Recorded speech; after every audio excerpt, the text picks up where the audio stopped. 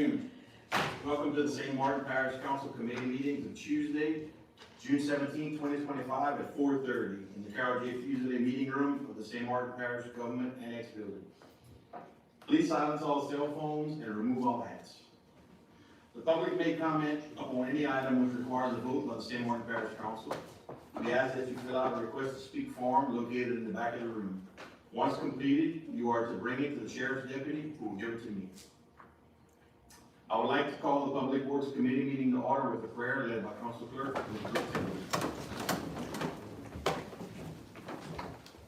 Heavenly Father, we come to you today asking for your guidance, wisdom, and support as we begin this meeting.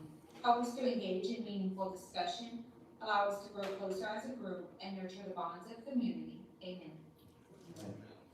Ms. Jean-Baptiste, would you do this in the pledge? I pledge allegiance to the flag of the United States of America and to the republic for which it stands, one nation, under God, indivisible, with liberty and justice for all.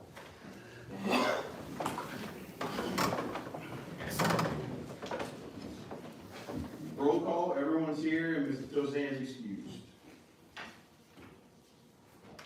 Item 1, discussion of ordinance summary number 1497 OR, an ordinance authorizing St. Martin Parish government to abandon Saddle Creek Lane, which was subject to an act of dedication in 2007, which dedication was never accepted by the parish. The said street being depicted on a plat of survey recorded in book 1491, page 639, under entry number 408889 of the conveyance records of St. Martin Parish, Louisiana. Mr. Jason, you have anything you want to discuss on this matter? No, sir. Okay. Just to give you a little brief history, work with the constituent, this is in my district. We had adopted this road as part of a development project, and it just never came to pass, and they were able to go ahead and give the road back, so we just went through all the proper channels, and it's pretty straightforward. I mean, we should be good to go. I didn't have any questions. Okay. Consider the adoption of an ordinance reducing the speed limit to 35 miles per hour on a portion of Zinzin Road from Dalton Road to the bridge located in District 5.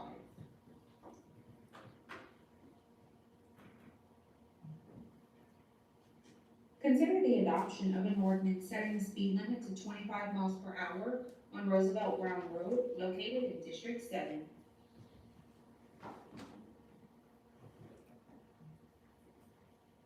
Mr. Vincent, you want to add anything to this one? No, Okay, thank you. everything's okay the way it is. Consider the adoption of an ordinance setting the speed limit to 35 miles per hour on Petroleum Parkway Extension located in District 2. Ms. Jean-Baptiste? Yeah, this is in my district, and actually, with the new development, I was just looking in the area, making sure and just seeing what else needed to happen. And I noticed we did have a speed limit sign already there, but we didn't have the ordinance to coincide with that. So just for us to be, in the right order and to follow up with Public Work, that this is an appropriate, speed limit for that area.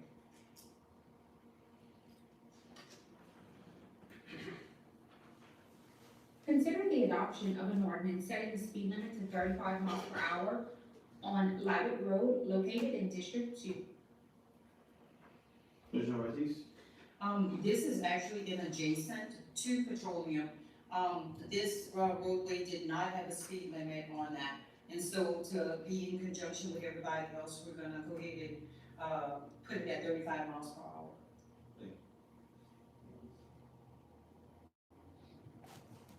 Consider the adoption of an ordinance reducing the speed limit to 15 miles per hour on South Chuck Drive located in District 3.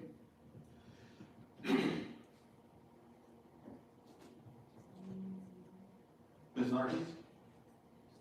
This is located in District 3, which I represent, and the reason considering this currently at 25, and this is a road that I get constant calls on about speeding. I have contacted the sheriff department, they have went out there, they've put the speed officer. It seems like it slows down when they're there, when they're not there, they're still speeding. So I'm looking to consider going to 15, and then if they are a certain amount over, then they're gonna get told if we was only two, not just 10.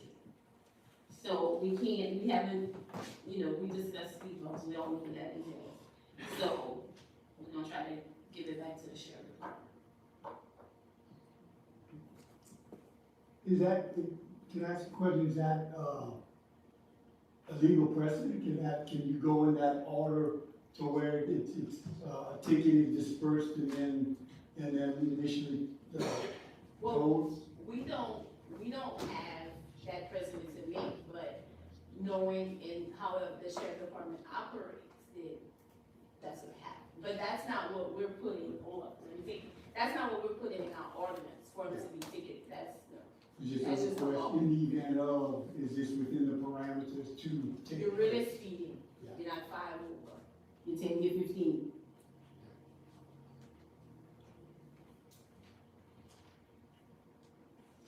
Consider the adoption of an ordinance reducing the speed limit to 15 miles per hour on Newville Anthony Road located in District 3. And that's the same precaution.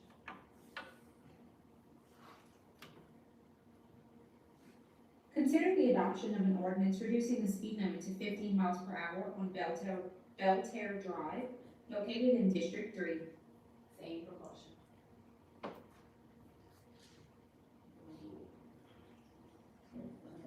Councilmember Tangi Marcies to discuss prohibiting the blowing of grass clippings onto the roadway.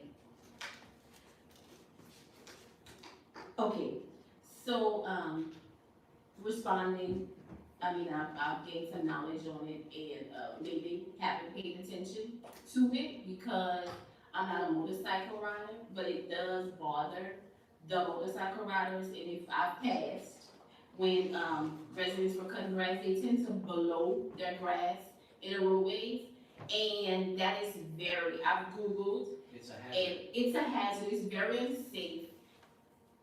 And now that it's not even nice in your neighborhood. But, I've gotten a lot of complaints from motorcycle riders, especially, I guess they're passing on Cemetery when they're doing a route or they have a ride going on.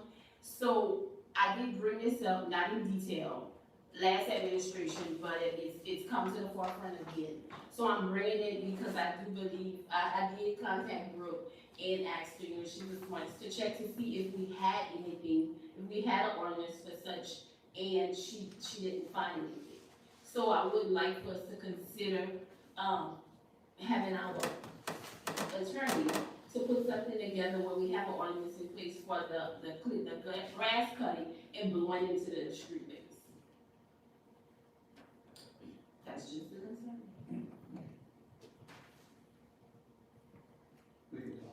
Ms. Jean Baptiste? I did see in collaboration with Ms. Narcisse, I think it was it Iberia Parish that just passed an ordinance in regards to that? And I do know, like, even when the kids are riding bike, I've had that a little bit in my neighborhood. They'll cut grass and when I ask them to just ride on the lawnmower to blow the grass back into the right of way, they don't, so it just kind of stays in the street. And I saw that was quite often, they were doing that right when we were doing the road repair. So as we're trying to fix the road and beautify it, we got a lot of just grass just there. So I think that would also help with just keeping, the road safe. And if I recall, we had a motorcycle group that came a while back and they were talking to us about, the support we've given them as far as the safety, and just the different things we were doing in our parish. So those may be some things to consider also.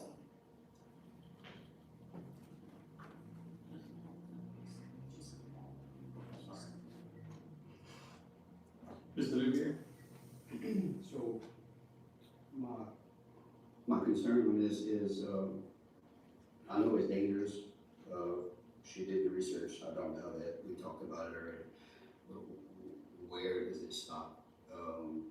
We have farmers that produce product on the roads, we have our parish workers that's cutting ditches, that's gonna put grass on the road, and trash from the ditch on the road, so this is like it can get complex. And I don't know how to be worded verbiage wise, or if farmers or parish would be considered different, I don't know. I'm just telling you what I'm thinking when I see it, and I agree with what you're saying, but it could get complex if we don't watch, but we have to look at what Liberia Parish. I do know there's some exception for the farmers, because when they were in my district just cutting trees, and I got with Public Works, in regards to that, there's some exceptions where, I mean, even when there's mud on the roads and so forth, they're underneath that exclusion. But I don't think we're looking to, just ticket everybody, it's more of making them conscious about the safety, and just be having that out there to give them some warning, to suggest to them to participate in keeping our parish beautiful. Especially in the neighborhoods, it's especially there, yeah. But the farmers, we do have exceptions with, farmers and any of the contractors that come into the parish to do like the ACT or whoever that comes to do the mud, yeah, it's really the grass cut. Mr. Melson? To add to what Mr. Lemire said, the farmers that I know, they do have issues with, debris on the road, but they've also are making a concerted effort to clean it up, whether it's brushing it off with whatever I don't know what that piece of equipment's called, I think the State Department or Highway Department has a vehicle or an apparatus that they brush whatever, entrance way they have to getting into the fields and off the fields whenever it's raining to clean it up. And I've also seen them use some sort of box scraper to clean it up. And I wanted to ask Mr. Durio if the state didn't already have something in place for this. And also, real quick, and I'll let you piggyback off of that. Another thing to consider, especially in the neighborhoods with the grass clippings, it can amount to a little bit over time it can amount to a lot, which in turn starts clogging up drains, especially if you have buried culverts and whatnot, and you have storm drains, that can start clogging up pretty bad. I've seen it happen. So just, again, everybody's bringing us some good valid points, so just something to make sure we're all thinking about everything, all of the parameters of this. So, Mr. Rio? Yeah, I did some very basic research when I saw this on the agenda. I could not locate a state statute that kind of deals with this. It's mostly local ordinances. I saw that it was the city in Liberia who recently passed one. Whenever we try and do a new law, that's kind of part of my first step. I look at what everyone else has. Not that we have to mirror them, but it's nice to see what everyone else does with exceptions, exclusions, especially when it's new. So, I mean, that's part of what I do when I initially draft the ordinance. It's very, very seldom that I'm making everything up from the beginning. So we always look at what everyone else did. It may not fit us, we're more rural than Lafayette, but we could tweak it moving forward from there.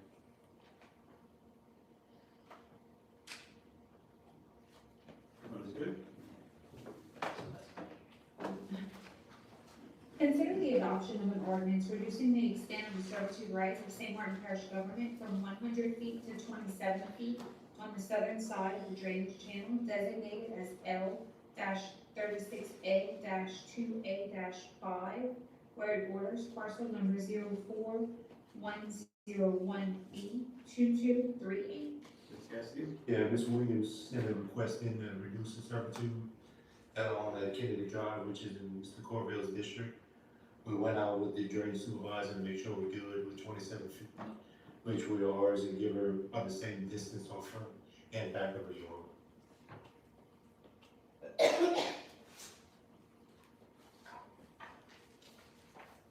Consider the adoption of an ordinance reducing the extent of the servitude rights of St. Martin Parish government from 100 feet to 25 feet on the southern side of the drainage channel designated as L-36A-2A-5, where it borders parcel number 04101B1418, lot 231. Ms. Castillo? Once again, Ms. Shaw is sending a request in to reduce. She's moving a single mobile home into her property. Once again, went out with the drainage supervisor to verify the distance would be good enough to let us still maintain canal. And we're both okay with it. Are we, sorry, she reached out to me directly, because she kind of got herself in a pinch with this. Are we gonna be able to approve this at the very next meeting, or this is August? Okay, And I spoke with her about it. okay. Yeah, it still has to go through publication. Gotcha.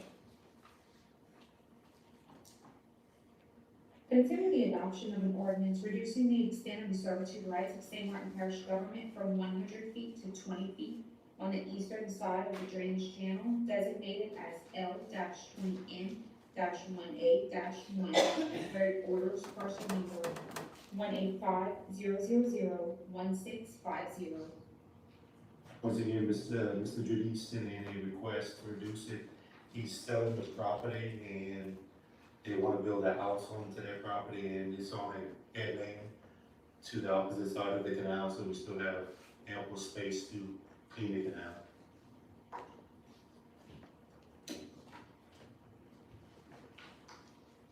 Questions from council members on parish issues? Mr. Luvier, you got anything, District One? I just wanna make just a comment, it's not really a question. It's more just, let's try to be aware of drainage and flooding and that kind of stuff, just keep that on our mind. It was, sad to see what happened during the week, but we just gotta do the best we can to stop it from happening. Ms. Jean-Baptiste, District Two? This is more of just some updates. This weekend, we were notified that DEQ went ahead and approved the dump site, expansion.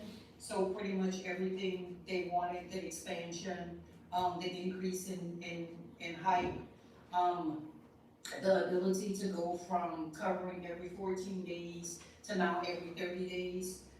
It was reported to me by Mr. Pugh shortly after the meeting.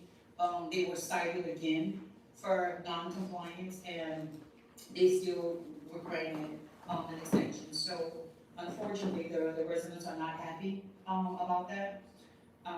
At this point, there's really not a whole lot we can do because that decision was underneath, DEQ.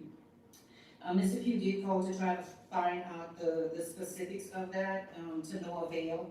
He wasn't given any specific reason other than they fall within the parameters in the request. So just to let you know, the citizens feel like their concerns were not taken. I just encourage them that when we're doing something of that nature and magnitude, when we decide to initially permit, a dump site, a graveyard, a church, that's not something we can come back and change later on. So just being conscious of when we issue those original permits from here on out. So it's looking like probably another 4 to 5 years, they'll have to continue to, deal with the dump site. The second thing, was with the Smeater Park.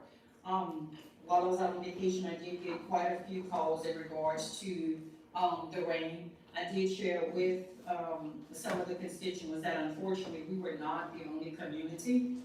We kind of sit in between Iberia and Lafayette. And especially with the Smeater Parkway, I had the opportunity to meet with, Parish President Delphine and Mr. Castillo and Jenny with, economic development. And what they, found out and observed with the Smeater Park is that from 90 and at the beginning of 92, the elevation is higher and it comes into a bowl.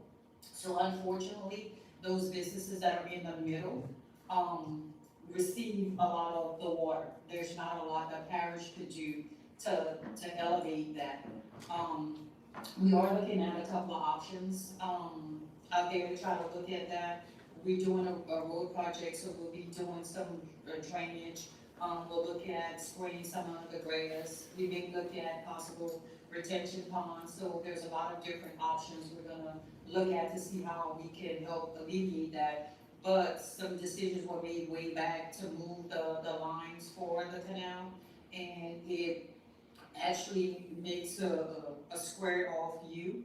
And so when the water is draining, it hits a wall and then it has to flow and then hit another wall, and has to flow and hit another wall. So if there's not a steady flow pushing the water, it sits or it'll drain on the backside of some of the businesses. And unfortunately, that's not a decision that we made, it was before our time, but we're having to deal with that. So if you do get some calls from any of the constituents in my district, let them know that We did have a meeting, we are looking at some options, we are working diligently, but when it's a flood and it's everywhere, there's not a whole lot we can do during that time frame. So that's all I have for two. District Three, Ms. Narcisse? Well, I have some good news. I did, share at our previous meeting in regards to Seaver Road, even though the parish doesn't, we don't have the entire Seaver Road, we have a little portion.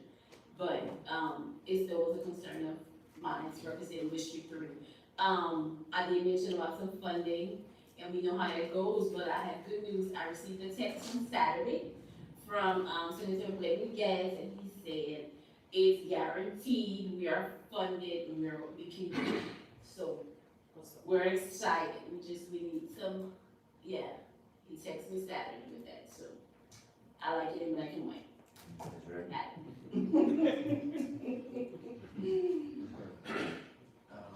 You good, Ms. Narcisse? I'm good. Okay, Ms. Poirier, District Four? Yeah, see the permit for that drill rig phase. We have received the permits, we, got a few more hurdles to climb over, but it's in the progress. We're better off now than we were a couple of months ago. Appreciate it. Mr. Lawson, District Six? Mr. President, I answered a couple of the questions, but on the city of Broke Ridge for, did Adam put a timeline on finalizing the specs and plans? On, For, East Drive? we're in the process of, in fact, he said it today. Okay. I talked to Sam Lawson before the meeting, Okay. and, I told him we would be I explained everything to him. We would be putting together the intergovernmental agreement. Broke Ridge is in the process of, finalizing the adjustment to their budget. So that's why he needed the numbers, and, he should be able to do that next Tuesday. In the process of, we should be able to, with Mr. Durio, get an intergovernmental to Broke Ridge, and, as soon as it dries up, we can put it on schedule to see if we can take care of this thing. Okay. That's it. Okay, we're at, Mr. Alexander, seven? Good. Mr. Clay? Yeah, so the Cajun Rush Soccer has announced their, soccer camp. It's gonna be held July 7th through the 10th in Cecilia, Department of Dennis? It's on, you can register on, Some flyers around the community, or you just? I know they've been advertising on social media. I can get you some.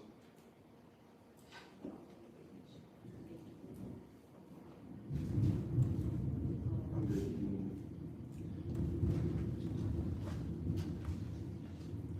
Complete constituents work order for request forms for May 2025 for email to you.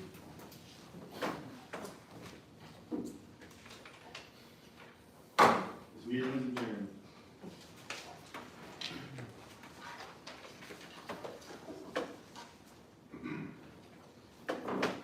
The St. Martin Parish. I'm sorry. I'm a quarter horse. You ready to go? Abraham, keep time. The St. Martin Parish Council Administrative Finance Committee meeting of Tuesday, June 17, 2025 at 4:54 is now called to order. Discussion of ordinance summary number 1498 OR, an ordinance providing for an amendment to the expenditures of the year 2025 operating and maintenance budgets for the Fire Protection Fund.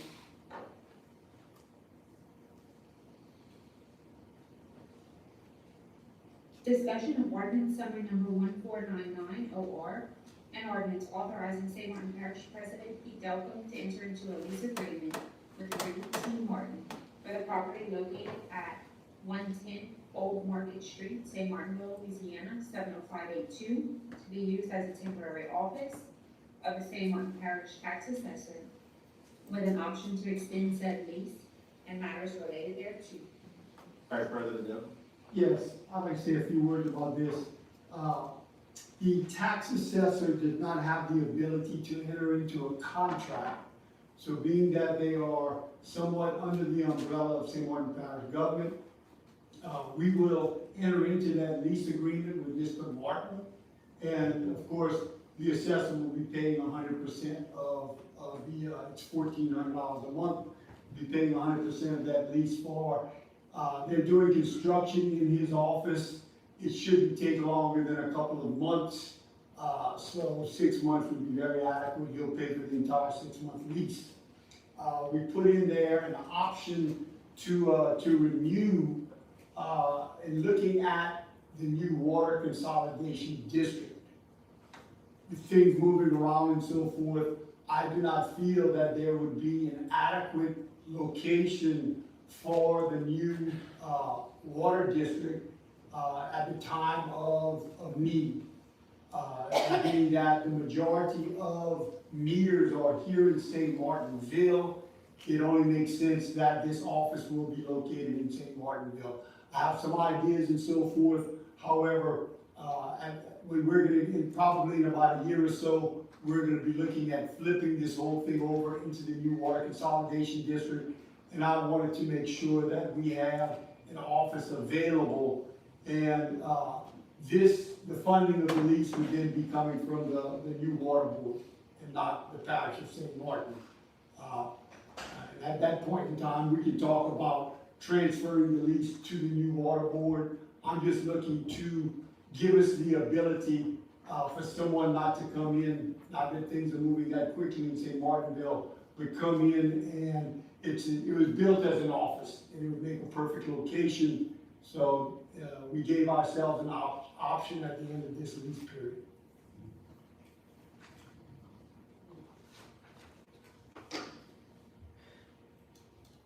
Discussion of ordinance summary number 1500 OR, an ordinance providing for an amendment to the expenditures of the year 2025 capital outlay budget and Fund 330 construction/OASA bond. Vice President? Okay, the Go-Mesa bond, if you remember, this was monies that were used to build the new Butler Road Bridge. And due to budgeting and putting pencil to paper, we ended up with about $1 million left over on the back end. So there is $1,050,000 left in that Go-Mesa fund. So we need to budget it to be able to spend it. The thing about this Go-Mesa bond fund is that the parameters of use are very, very restrictive. And being that the control structure in Henderson is just down the bayou from the bridge, we were able to, I got with Mr. Jason Akers, and we were able to reapply for this money to be able to be put into the new control structure. So that being said, it'd be very, very difficult to use this money anywhere else. And there is a lot of work that needs to be done in this control structure. So we're looking to budget the entire $1 million. I've gotten with Huval and Associates, the bridge contractors that does most of our bridge work. And I will be getting with them upon approval to start the engineering process. It's probably going to be at least a 4 to 5 phase project due to the fact that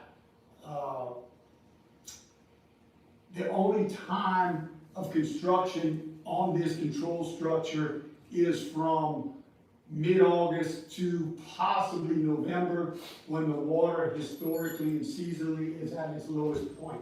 That's the only time we can work on this thing. Other than that, water starts coming back up in the months of December, January. It normally holds into the summer.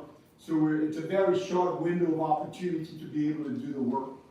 So that being said, I'm applying to use the entirety of the money, get Huval and Associates to engineer in totality, and then we can then decide on the phasing.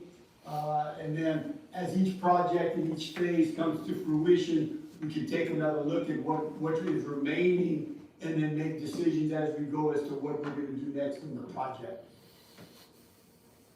Any questions? Ms. Narcisse? So that millions of dollars that we didn't use, we have it or we have to reapply for it? We have it. We have it, okay.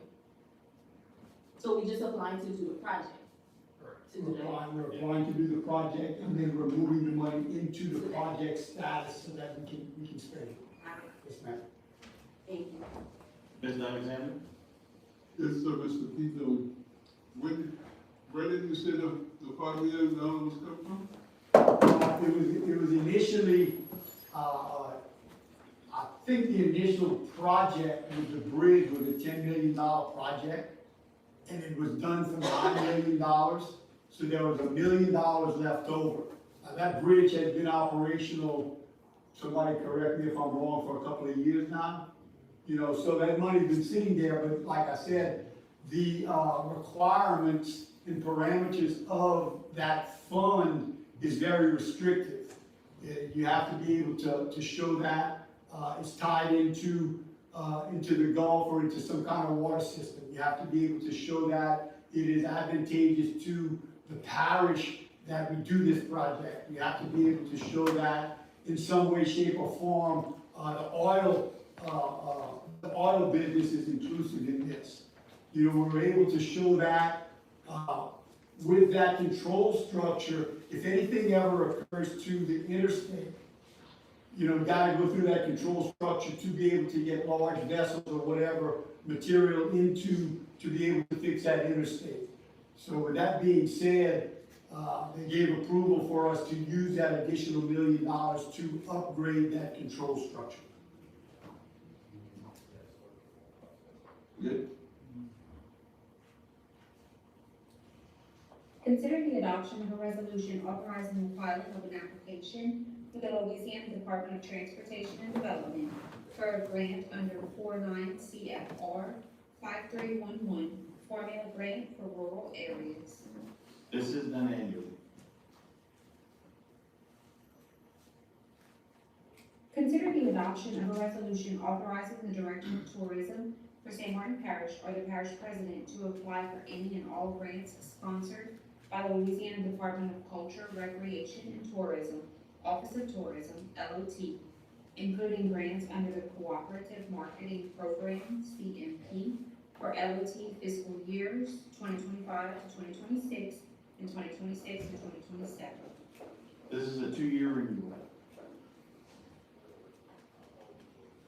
Consider appointments / reappointments to various committees.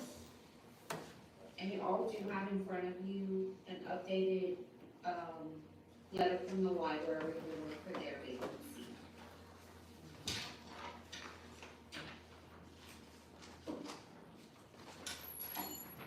Parish President's report. Okay, I got a few things on the list. City of Grow Bridge, we have been working with Mr. Adam Botchley, A&E. He has finalized the specs and plans. We're doing an intergovernmental agreement with the city of Grow Bridge, in which the city is gonna buy the material, and we are going to install, basically, I say 300 feet of culvert. It's more accurately probably 240 to 260 feet. Then we will continue cleaning out with our excavators an additional 300 feet of that lateral. This is the lateral, we call it 38113, that it originates out in the parish and then comes into the city of Grow Bridge. So water not knowing or having any ownership, it's the same lateral that just goes into Grow Bridge, and we are mandated to be able to take care of that portion of it, even though it is in the within the city of Grow Bridge. Belterre, we've spoken with Mayor Colley. We're in the process of respraying Belterre and doing some superficial work. It is functional, and basically my position on these laterals is that if it is functional, we have done our mandated responsibility. Of course, in the municipality, we like to go a little bit above and beyond because it is in the cities. So Belterre, we're in the process of finishing that up. We're also going to take a large tree out, which was a hazard to one of the residents, but within the servitude, so making it legal for us to do that. North Bridge is pretty much the same analogy in that we are going in there and cleaning out and poisoning the bottom of the lateral. This is a very large canal. It goes from the Poche Lake in back of North Bridge, coming back through Anne's Broussard, and then going into the bayou. With the upgrade of the box culvert on the road itself, on the state road, and with us keeping this lateral open, there should be no problems from our perspective in the drainage in that subdivision. Parking lot upgrade, Cecilia Auto Glass had gotten a little bid on the project out in the parking lot. They did an excellent job. I was very pleased, very professional. They were able to work with Mr. Bernard in coordinating, making sure that all of the employees knew exactly what was going on. They had lined off for use and non-use at different times. They came in, they had these things poured early in the morning and on the weekend. So along with the excellent job they did, I'm very pleased with the completed project. We're talking about the flooding that occurred last Friday, and also with the rains that are still occurring. We have actually 2 projects on the books right now. The Cypress Bayou Coulee LaSalle drainage project. Again, I made mention of this a couple of meetings ago. It's a $7 million project, of which we do not have the sufficient monies to do the entire project. Now, in regards to Ms. Carla and the Petroleum Parkway and the Smeta Park over there, this is the coulee that affects this thing.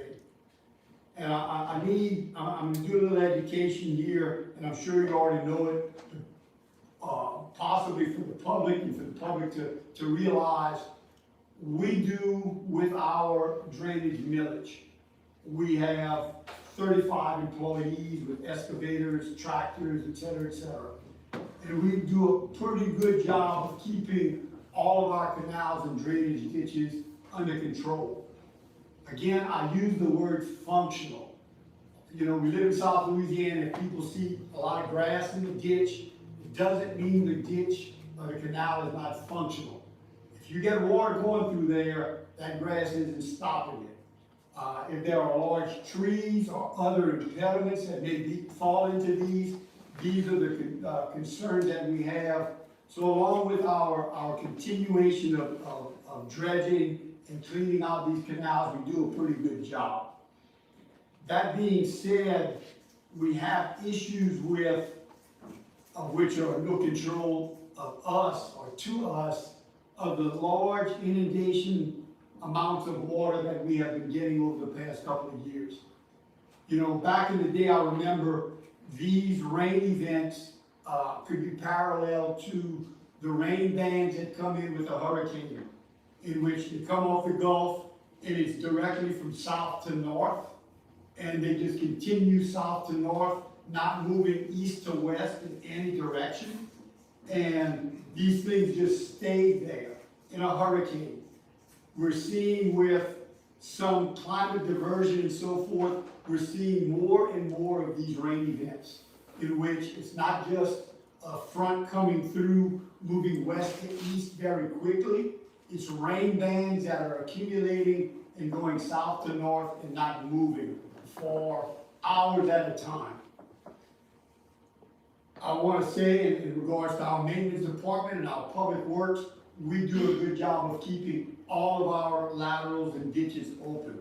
But when you get 2, 3, 4, 6, 8 to 10 inches of rain in a very short period of time, geographically we live on a flat rock. And all of the drainage is gravity driven by the topography of the property, going from high to low. Ms. Carla made mention of the Smeta Park, of the industrial park. If you look at the four-way stop of 92 in Labit and the Petroleum Parkway at 31 feet, and you look at Highway 90 at 31 feet, and you look at the middle of the park is at 21 feet. You can't see it when the sun's shining, but you have a 10-foot drop to the middle of Petroleum Parkway. And water's gonna take the path of least resistance. It's gonna come through that parkway, and it's gonna go down through Cypress Bayou and the Coulee LaSalle. Now, this water goes gravity driven all the way north, past the airport, and past into the Cypress Island swamp, and then into the Vermilion River. Now, please make note, we have 3 major source lines in the parish of St. Martin. We have the Vermilion River, which is a very shallow bayou. We have the Bayou Teche, and we have Bayou Ami. So all of eventual drainage, whether it be the portage up in the Cecilia and eastern section,